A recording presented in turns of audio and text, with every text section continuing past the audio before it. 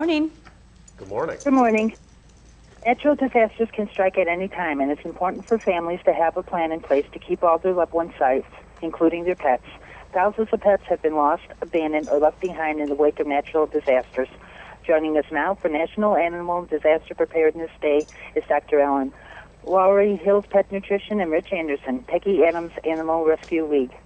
Rich, how should pet owners be prepared in case of an emergency? Well, first and foremost is to create a plan. When disaster strikes, there's really very little time to think, particularly if you have to evacuate. So getting a plan in place, first and foremost, is something that you have to keep in mind today and not wait until disaster strikes. Doctor, what should pet owners keep in their pet emergency go kits? You want to think about the things that your pet's going to need for a few days. And so their food and some bottled water, about 3 days worth, a dish to feed them out of, medications if they have any medications. Their pet health record is always helpful. Obviously a leash, a collar or a safety harness that you want to have. And then if you have some bedding or a toy or something that's a favorite of your pet, that's always good to have as well. Rich, how can local animal shelters help families prepare for or respond to an emergency so that their pet is taken care of during the crisis? Yeah, it's a great question. Your local shelter is a great resource for information to prepare for a disaster. So if you have any questions about what types of disaster you might be facing in a local community, what the best plan to evacuate would be.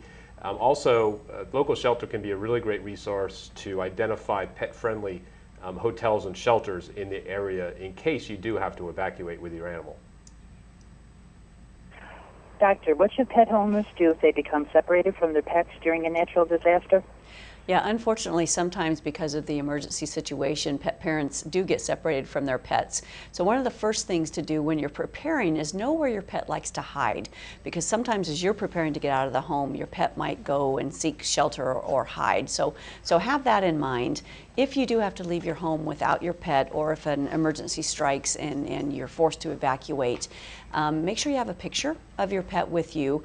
Again, check your local shelters because that's oftentimes the first place that a pet might be taken if it's found. When it's safe to go back to your home or your area, again, check for their hiding places and look for places that you might, for example, have walked your dog. So a local dog park or a favorite route, because oftentimes your pet's going to be there looking for you as well. Rich, very quickly, could you tell us who your friends are in front of you? So this is Lucky. Lucky is a great dog available for adoption from this local shelter, just like the many dogs and cats that are available at local shelters all across the country.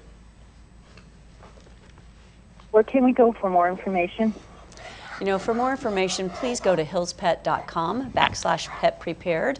Hills Pet Nutrition has been a longtime supporter of shelters and disaster relief, and there's going to be some great tips there for pet parents, veterinarians, and shelter advisors as well. I'd like to thank you both for taking the time today to talk with me. Have a good day. Thank you, Deb. Thank you. Bye.